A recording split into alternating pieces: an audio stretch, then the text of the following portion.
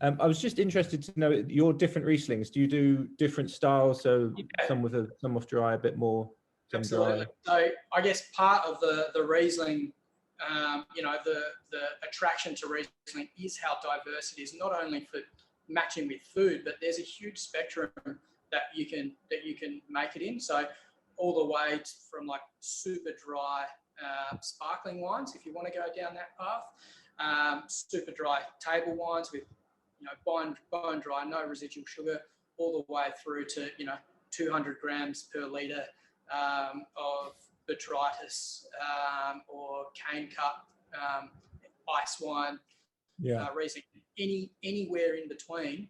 There's something, there's a balance that you're going to be able to find. It really comes down to acid.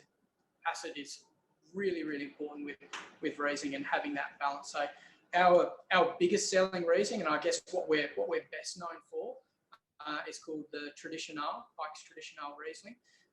And that is made in an Australian dry style. So it's around about 4 grams per litre residual sugar. And that's around about the mark for the Australian palate. We know internationally, the average is probably a bit higher. We do make an export label, which is called the Hills and Valleys, of a similar quality to the Traditional, but that has around about 12 grams per litre residual sugar. So that has a little bit higher acid and lower alcohol. That balance is still there. And then, we have another Riesling called the Olga Emmy. So that's named after my great nana. And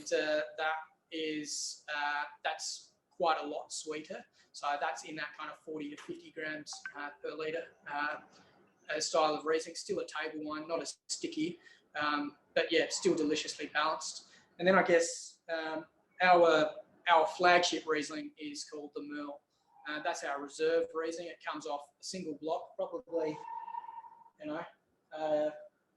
about 50 metres just into the vineyard over there. That's a single expression of our vineyard, our estate. And that's a little bit drier than the Traditional in that kind of 3 grams. So we have a pretty big spectrum ourselves, but we don't even cover half of it for Riesling. So yeah. Have you ever experimented with sparkling Riesling or anything interesting? We haven't yet. It's definitely something we're discussing because Clare Valley, because I was talking about that warm temperature, it's not really suitable for your traditional champagne varietals for sparkling wine. So Pinot Noir struggle here, and Chardonnay wouldn't be sparkling base Chardonnay. Let's put it that way. You can make a full-bodied, delicious Chardonnay, but not for sparkling base.